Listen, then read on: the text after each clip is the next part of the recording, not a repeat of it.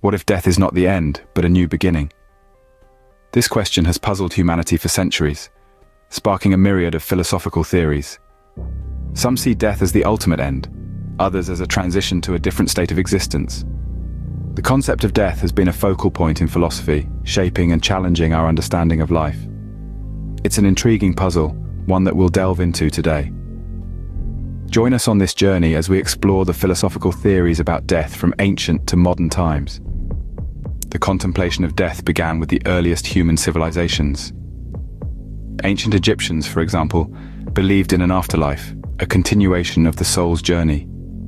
They viewed death not as an end, but as a transition to a different state of existence. This belief was so deeply ingrained in their culture that they invested enormous resources to prepare for the afterlife, building elaborate tombs and preserving bodies through mummification. Moving to ancient Greece, the cradle of Western philosophy, we encounter a rich tapestry of ideas about death.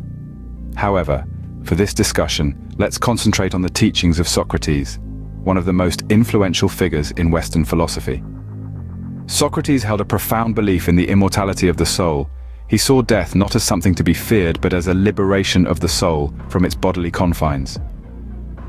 This perspective was revolutionary and highly controversial in his time, yet it laid the groundwork for many later philosophical discussions about death and the afterlife. Socrates' philosophy of death was heavily influenced by his belief in the eternal nature of the soul. He argued that the soul, being divine and immortal, survives physical death and eventually returns in a new life. This idea is rooted in what he called the cycle of life, an observable phenomenon where life emerges from death and decay. This belief in the soul's immortality also informed Socrates' principle of recollection. This principle posits that humans have innate knowledge, concepts that we remember without ever having been taught. According to Socrates, this recollection suggests that our souls must have learned these concepts in previous lives, further supporting the idea of the soul's immortality. Socrates acknowledged that while life is a gift to be cherished, death is not an evil to be feared. If one lives a virtuous life, maintaining balance and moral integrity, then death becomes a natural process, a release of the soul to its eternal existence. This perspective encourages us to face death with serenity, knowing we have lived our lives in the best possible way. In Socratic philosophy, death is seen as a beautiful liberation, a perspective that not only quells the fear of death, but also motivates us to live our lives as virtuous, just, and moral individuals. It is a philosophy that has had a significant influence on later perspectives about death, shaping our understanding and attitudes towards this inevitable part of life. As we move forward in time, the philosophies about death continue to evolve. From the ancient Egyptian beliefs about the afterlife to the Greek philosophies about the immortality of the soul, our ancestors grappled with the mystery of death, trying to make sense of this profound and universal experience. Their philosophies laid the foundation for later perspectives, and as we'll see in our next segment, these ideas continued to evolve throughout the Middle Ages and into the modern era. The Middle Ages marked a shift in the philosophical understanding of death. During this period, religion played a pivotal role in society, and the dominant religions of Christianity and Islam greatly influenced the conceptualization of death. Let's start with Christianity. Medieval Christian philosophy viewed death as a transition rather than an end. It was believed that the soul, the essence of a person, was immortal and would continue to exist in the afterlife. The life we live on earth then was seen as a prelude to eternal life. This perspective emphasized morality, as the actions and choices made during one's earthly life were believed to directly impact the soul's fate in the afterlife. This led to the development of the concept of purgatory, a place of temporary punishment where souls undergo purification to achieve the holiness necessary to enter heaven. Simultaneously, Islamic philosophy also offered profound insights into death. Much like Christianity, Islam posits that earthly life is a test, and the actions of individuals during their lifetime determine their place in the afterlife. However, Islam introduces the concept of barzakh, an intermediate state between death and the Day of Judgment, where the soul experiences a foretaste of what awaits it, either pleasure or pain, depending on its deeds in the worldly life. The medieval period was also characterized by the phenomenon known as the memento mori, or remember you must die. This concept served as a reminder of the inevitability of death and the importance of living a virtuous life. Art, literature, and architecture of the time often featured symbols of death such as skulls and hourglasses, reflecting society's preoccupation with mortality. This fixation on death was not morbid in nature, but rather a contemplative tool to remind individuals of life's fleeting nature and the need to lead a life of virtue and piety. It emphasized the transient nature of earthly pleasures and possessions, encouraging individuals to strive for eternal rewards in the afterlife. This obsession with death also spurred philosophical debate on the nature of life and existence. The question of why we exist, the purpose of life, and the value we assign to it became central themes in medieval philosophy. Great thinkers like St. Thomas Aquinas and Ibn Sina grappled with these existential questions, their works becoming foundational texts in the philosophy of life and death. In conclusion, the Middle Ages was a period of intense reflection on death, driven by religious beliefs and the realities of a harsh and often short life. The philosophical perspectives developed during this time continue to influence our understanding of death, offering profound insights into the meaning of life, the nature of the soul, and the consequences of our actions. The obsession over death in the Middle Ages led to profound reflections on life's purpose and value. It reminds us that death is not just an end, but a transition and a reminder of the importance of the life we lead. The modern era brought a new dimension to the philosophy of death. It was a period when philosophers started to explore the concept of death from a more humanistic perspective, focusing on the individual, their consciousness, and their perception of mortality. Two such philosophers were Friedrich Nietzsche and Sigmund Freud, both of whom offered a unique perspective on death. Friedrich Nietzsche, the German philosopher, introduced the concept of eternal recurrence, a thought experiment where one is asked to consider the idea of living their life over and over again, in exactly the same way, for eternity.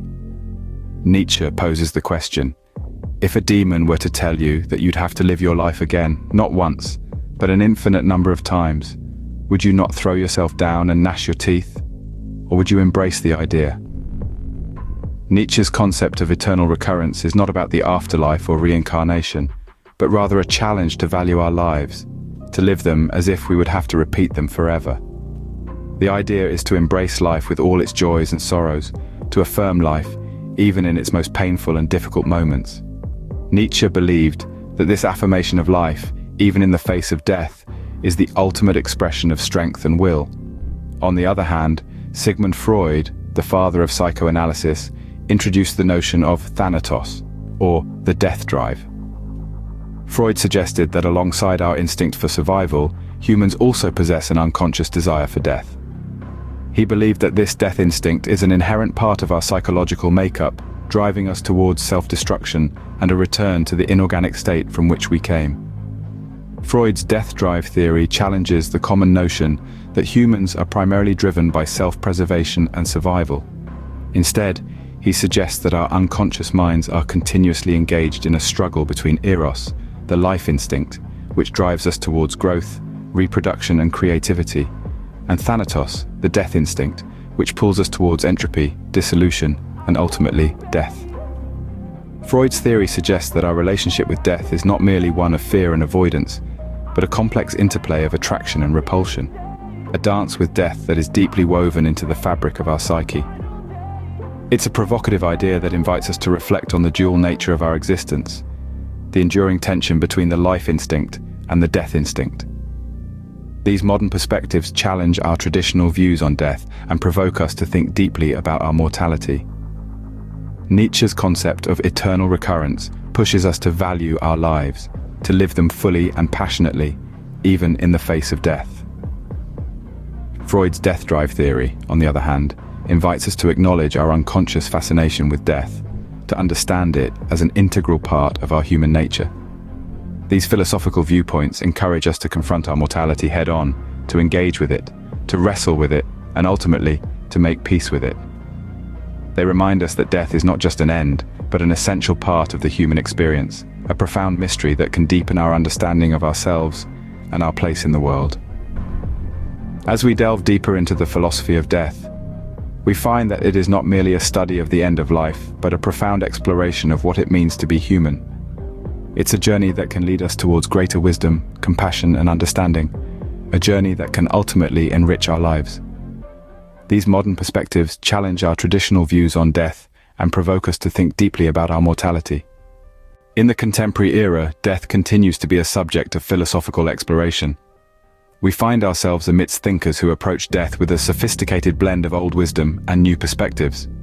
Among them is Thomas Nagel, an American philosopher known for his compelling arguments on death. Nagel views death as a deprivation of life. He posits that death is essentially the permanent cessation of consciousness, a state of non-existence. He argues that we don't fear death because it is a state of non-being, but because it deprives us of the good things in life that we would have otherwise experienced. In his seminal essay, Death, Nagel postulates that if death is viewed as the end of our opportunity to live, then it must be a bad thing.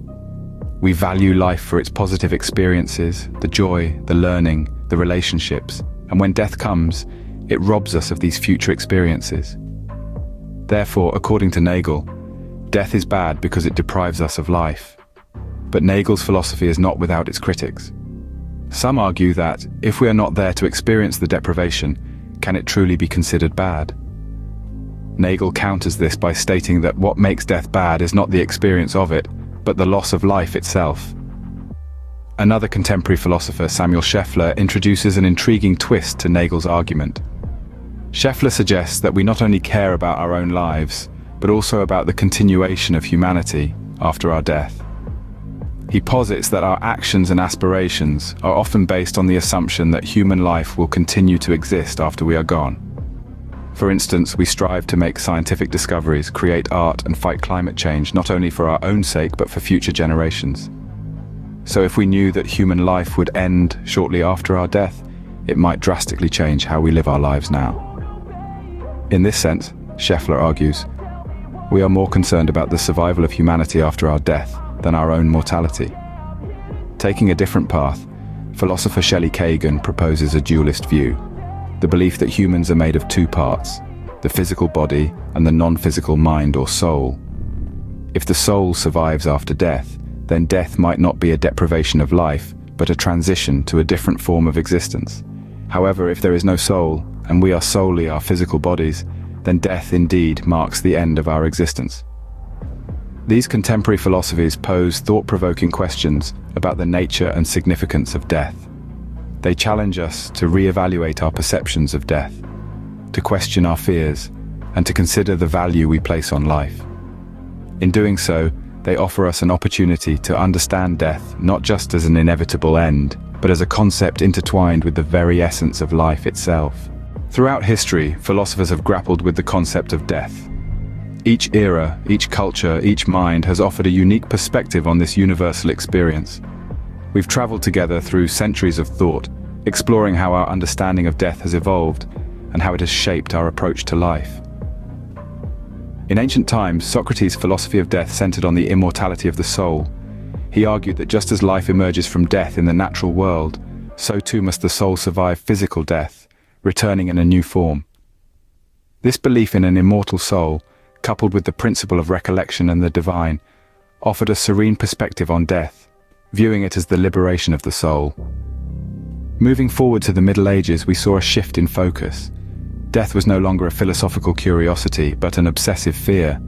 Yet, even in these dark times, philosophers found solace in the idea of death as a transition, as a gateway to eternal life. As we entered the modern era, our understanding of death was once again transformed. New philosophies emerged, challenging traditional beliefs and offering fresh perspectives. Death became a subject of debate, a topic to be explored rather than feared. In our contemporary world, the philosophies of death are as diverse as we are. Some view death as the end, while others see it as a beginning. Some fear it, while others embrace it. Some find in it a reminder of the fleeting nature of life, a call to live fully and authentically. Yet, amidst these varying perspectives, one theme remains constant: the profound and deeply personal nature of death. It's a journey that each of us must undertake, a mystery that we must each unravel in our own way. As we continue to ponder the mystery of death, it remains a profound and deeply personal journey that each of us must undertake. Whether we view death as an end, a beginning, or simply a part of the cycle of life, it is an experience that ultimately shapes our understanding of life itself.